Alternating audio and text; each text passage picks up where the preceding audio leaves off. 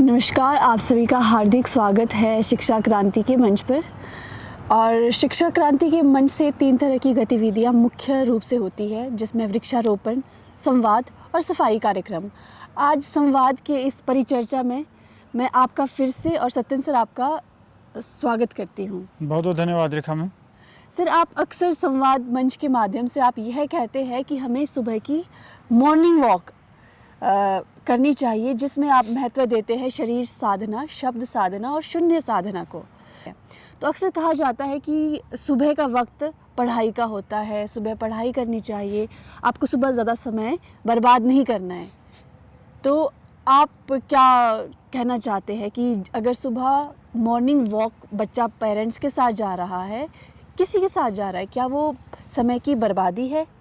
अगर हमें अपने पूरे दिन को अच्छा बनाना है और अच्छी तरह से बिताना है, तो मुझे लगता है कि हमारे दिन की शुरुआत साधना से होनी चाहिए। और साधना का मतलब होता है अभ्यास और प्रयास। अभ्यास मतलब कुछ अच्छा पढ़ें, अच्छा सुने, यानी शब्द साधना करें। प्रयास मतलब थोड़ी सी कसरत करें, व्यायाम करें, यानी शरीर साधना करें। थोड़ा सा उससे भी आगे जाएं तो आप क्या करें, थोड़ा सा प्राणायाम करें, ध्यान करें, कोशिश करें कि निर्विचार सा कुछ होने की, निशब्द सा होने की, यानी अपने जो हमारा चित्तवृत्ति है, हमारा मन है, उसको शांत करें। यानी अपने दिन की शुरुआत करने के लिए अगर हम इन 3 चीज़ों का अभ्यास करते हैं, जिसे हम शरीर साधना, शब्द साधना और शून्य साधना कहते हैं, तो हमारा दिन बहुत ही अच्छा होगा। ऐसा मेरा मानना है और ऐसे मेरे अनुभव है। एक तरफ तो आप कह रहे हैं कि अच्छे विचार, पुस्तक इत्यादि पढ़नी चाहिए, और दूसरी तरफ कहते हैं कि विचार शून्य। इन दोनों के भीतर क्या रहस्य है सर? हाँ, ये ज़रूर है कि ये विरोधाभासी से लग रहे हैं। यानी जब हम कहते हैं कि जो सत्य है वो अव्यक्त सा ही होता है, यानी जो हमारे अनुभव है, जब हम उन अनुभवों को अभिव्यक्त करने की कोशिश करते हैं तो बुद्धि आ जाती है। बुद्धि के माध्यम से जब कोई अनुभव अभिव्यक्त किया जाता है तो वो है विकृत होने लगता है। पर इसका मतलब यह नहीं कि हम मूक बधिर की तरह गूंगे ही बहरे जिए, हम कुछ ना कहें। इसका मतलब ये कुछ ना कुछ तो कहना होगा। जैसा हम अक्सर कहते हैं, माना हकीकते दिले सत्यन, शब्दों में बयां नहीं की जा सकती, मगर कोशिशें बयां से भी तो ना नहीं की जा सकती। शब्दों की जो यह कसरत है, शब्दों का जो यह व्यायाम है, जो शाब्दिक व्यायाम है, निसंदेह हम समझ सकते हैं कि यह अपनी पूर्णता को प्राप्त नहीं हो सकता है। अर्थात जो मैं अनुभूत कर रहा हूँ, अनुभव कर रहा हूँ, जब मैं उसे अभिव्यक्त करने की कोशिश करता हूँ तो उसमें कमी रहेगी ही रहेगी।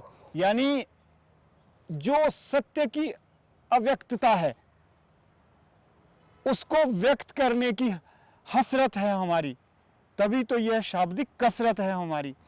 माना हकीकते दिले सत्यन, शब्दों में बयां नहीं की जा सकती, मगर कोशिशें बयां से भी तो ना नहीं की जा सकती। इसीलिए हर रोज प्रयास करें कि जो आपके अनुभव है उनको अभिव्यक्त करें, कोशिश करें।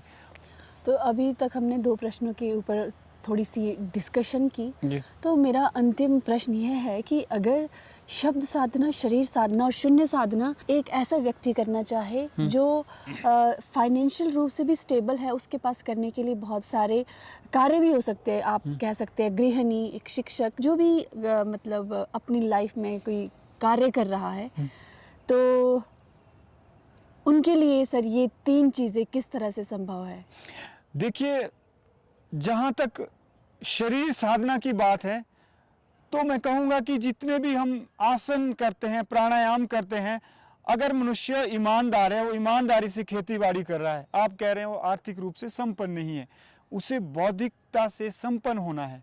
उसे यह ज़रूरी नहीं कि शरीर साधना के लिए उसे आर्थिक रूप से संपन्न होना चाहिए, समृद्ध होना चाहिए। क्योंकि शरीर साधना का मतलब है थोड़े से उठे, वर्जिश कर ली, कसरत कर ली, व्यायाम कर लिया, तो कहाँ यहाँ अर्थ आता है? इतना अर्थ तो सभी कमा लेते हैं कि 2 वक्त की रोटी खा ले, सात्विक जीवन जिए।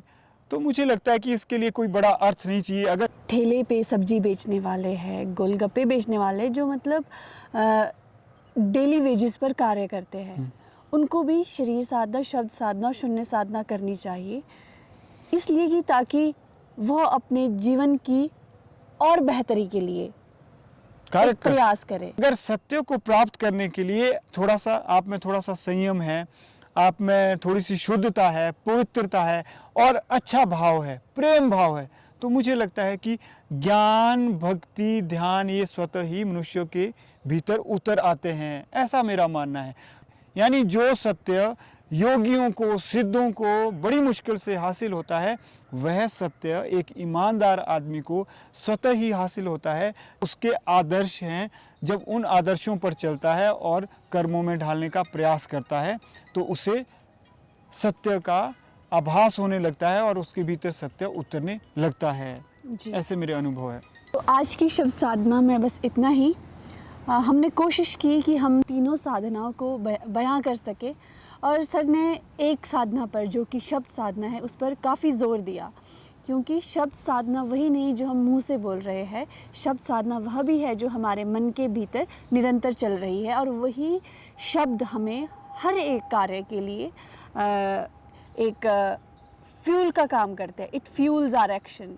तो इसलिए हमें ध्यान रखना चाहिए कि हमारे भीतर किस तरह के शब्द हैं और हम बाहर किन शब्दों का प्रयोग कर रहे हैं। इसी के साथ मैं आपका बहुत बहुत धन्यवाद करती हूँ। अगर आपके कोई प्रश्न है, आप कोई प्रश्न पूछना चाहते हैं और आप कोई सुझाव देना चाहते हैं, तो आपका स्वागत है। आप नीचे कमेंट सेक्शन पर अपना फीडबैक दे सकते हैं, और मैं आपका बहुत बहुत धन्यवाद करना चाहूँगी। आज के लिए बस इतना ही। जय हिंद, जय भारत, जय विश्व।